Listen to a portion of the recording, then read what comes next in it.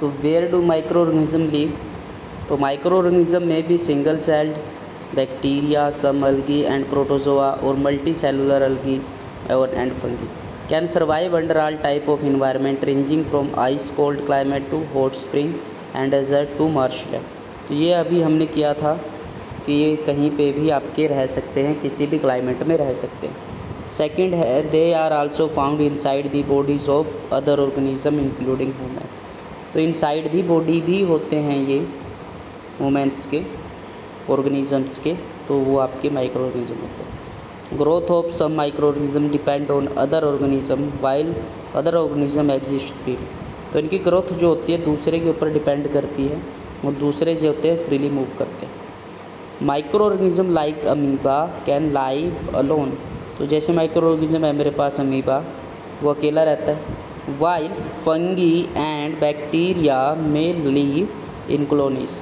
तो fungi and bacteria में leaves इन colonies, यानी कि वो आपके एक झुंड में रहते हैं, एक से ज़्यादा एक साथ रह सकते हैं। समझ रहे हो, जैसे घर पे होते हैं हम सारे कॉलोनीज में।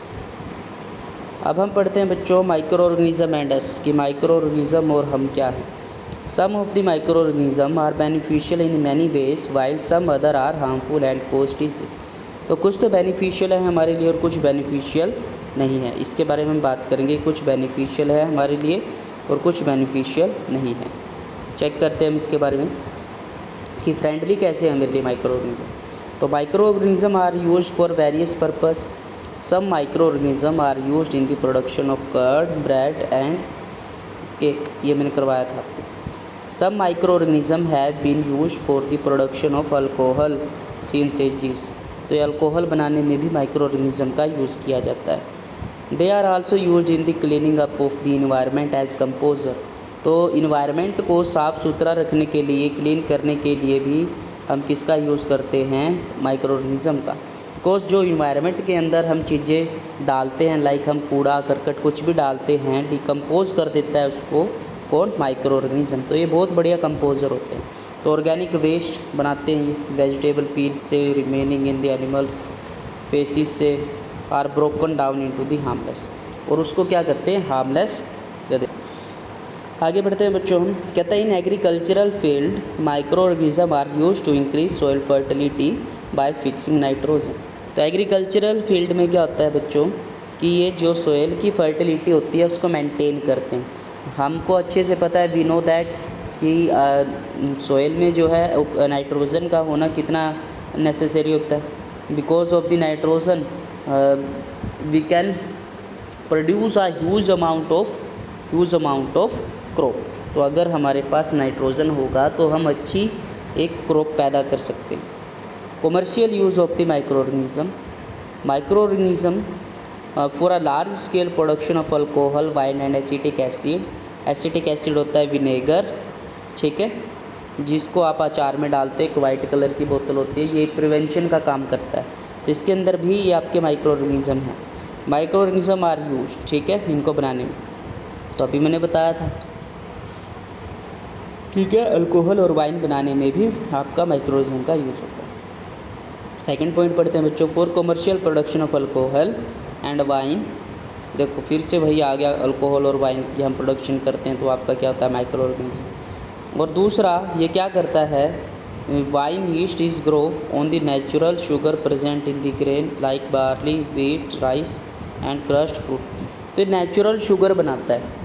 नेचुरल शुगर मतलब कि नेचुरली जो मिठास होती है ना आपकी ग्रेन्स में, बार्ली में, व्हीट में, राइस में, क्रस्ट फ्रूट जूसिस में, तो वो जो नेचुरल टेस्ट है, जो नेचुरल जो मिठास है, जो नेचुरल शुगर है, वो कौन पैदा करता है, ये आपका माइक्रो ऑर्गेनिज्म ग्रो करता है या उसको क्या करता है, बनाता है, किसके अंदर, फ्रूट्स के अंदर, ठीक है। नाउ हम इसको मेडिकल यूज़ में भी यूज़ करते हैं। तो medicinal use of the microorganism क्या रहेगा, whenever we fall ill the doctor may give us some antibiotics, tablets, capsule और injection like penicillin which are made up of microorganism. जो penicillin है बच्चों, इसकी डिस्कवरी किसने की थी, या आप मुझे कमेंट बॉक्स में बताओगे कि हु डिस्कवर्ड दी पेनिसिलिन, ठीक है। बहुत इंपॉर्टेंट क्वेश्चन है ये, आपकी एनसीईआरटी बुक में सीधा का सीधा आंसर दिया हुआ है इसका, कि फर्स्ट टाइम पेनिसिलिन की डिस्कवरी किसने की थी, ठीक है। टीकाकरण हम जिसको बोलते हैं। दीज डेज द मेडिसिन, ये जो पेंसिलिन है बच्चों, ये एक टाइप का टीका ही है, ठीक है। दो आएंगे आपके पास, एक पेंसिलिन आएगा, एक वैक्सीनेशन आएगा, वैक्सीन। तो वैक्सीन की डिस्कवरी किसने की और पेंसिलिन की डिस्कवरी किसने की, दोनों के बारे में आप मुझे कमेंट बॉक्स में बताओगे, ठीक है। These days the medicines produced from bacteria and fungi kill or stop the growth of the disease causing the microorganisms such as medicine are called antibiotics। तो जो मेडिसिन हम बनाते हैं बैक्टीरिया और फंगी से, देखो दो नाम इधर गिवन है, बैक्टीरिया और फंगी, और अभी हमने पढ़ा बैक्टीरिया और fungi is the part of microorganism. तो माइक्रोऑर्गेनिज्म के पार्ट होते हैं, तो इनसे जो दवाइयाँ हम बनाते हैं, जो मेडिसिन हम प्रिपेयर करते हैं, उनका क्या काम होता है, वो या तो किल करेंगे या स्टॉप कर देंगे growth of disease causing microorganism. किसको किल करेंगे, डिजीज कोजिंग माइक्रोऑर्गेनिज्म, या उसकी ग्रोथ को क्या कर देंगे, कम कर देंगे। सच मेडिसिन्स आर कॉल्ड एंटीबायोटिक्स, ऐसी मेडिसिन को हम एंटीबायोटिक्स कहते हैं। इंपॉर्टेंट है, इसको ध्यान से रखो, एंटीबायोटिक्स की डेफिनेशन पूछ ली जाती है। तो ये कैसी मेडिसिन होती है जो किल या स्टॉप करती है growth of disease causing microorganism की, ठीक है। आगे बढ़ते हैं थर्ड पे, streptomycin, tetracycline and erythromycin medicine which are made from fungi and bacteria are some of the commonly known antibiotics। तो ये कुछ एग्जांपल दे दिया एंटीबायोटिक्स के, ठीक है। The antibiotics are made by the growing specific microorganism and are used to cure a variety of disease। Antibiotics should be taken only on the advice of doctor, ठीक है, कि हमें सिर्फ एक डॉक्टर की एडवाइस के ऊपर ही इसको लेना चाहिए, अदरवाइज ये हार्मफुल हो सकता है। Antibiotics are even added with the feed of the livestock. देखो एंटीबायोटिक्स ऐड की जाती है, किन के खाने में ऐड की जाती है, पोल्ट्री फॉर्म के खाने में, चेकिंग माइक्रोबियल इन्फेक्शन से उनको बचाने के लिए। जो मुर्गा पालन करते हैं, जिसको हम पोल्ट्री फार्मिंग बोलते हैं, तो वहाँ पे भी इनके फीडिंग में माइक्रो ऑर्गेनिज्म डाली जाती है ताकि वो क्या करें, अच्छे से ग्रो कर पाएँ, समझ रहे हो। Sixth point is microorganism are also use to control many plant disease. तो माइक्रो ऑर्गेनिज्म का यूज़ किया जाता है बहुत सारी प्लांट डिजीज़ को कंट्रोल करने में। आगे बढ़ते हैं बच्चों, हमारे पास क्या है, वैक्सीन। वैक्सीन क्या होती है, when a disease carrying microbes enters our body, the antibodies produced by our body fight with the invader from the microbes enter again the body. Also remember that how to fight with the microbes.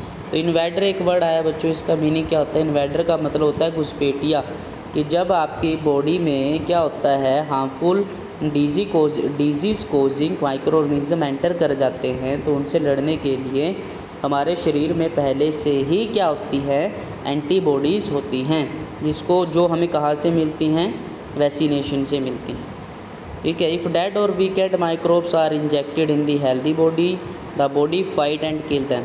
अगर body के अंदर dead या weekend microbes अगर enter कर जाते हैं, तो जो बॉडी होती है वो फाइट करती है और उसको मार देती है by producing suitable antibodies.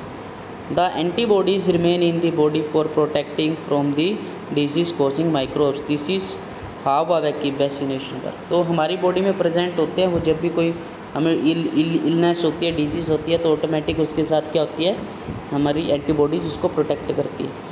Fourth point is that several diseases like cholera, tuberculosis, smallpox and hepatitis can be prevented by vaccination। तो ये सभी को हम किससे प्रिवेंट करते हैं, वैक्सीनेशन से। आपने क्वेश्चन बताना है, what is the meaning of vaccination. Vaccination किसने डिस्कवर किया, हु डिस्कवर्ड वैक्सीनेशन, ये आपका क्वेश्चन है बच्चों। वैक्सीनेशन की डिस्कवरी के बारे में आपने बताना है, किसने डिस्कवरी की, ठीक है। आगे बढ़ते हैं बच्चों। Now we have to discuss about the increasing soil fertility। First is that some bacteria and blue-green algae are able increase the fertility of soil by fixed nitrogen from the atmosphere to enrich soil with nitrogen। These microbes are commonly called biological nitrogen fixer। तो इनको हम क्या बोलते हैं, biological nitrogen fixer बोलते हैं। तो जो सोयल के अंदर फर्टिलिटी इंक्रीज़ करते हैं वो कौन करते हैं, माइक्रो ऑर्गेनिज्म। और माइक्रो ऑर्गेनिज्म कौन से हैं इसमें, वो ब्लू ग्रीन अलगी है आपकी, जो ऑटोमेटिक वहाँ पे ऑक्सीजन जो हमारी नाइट्रोजन है इसको फिक्स करते हैं in the roots of plants, ठीक है।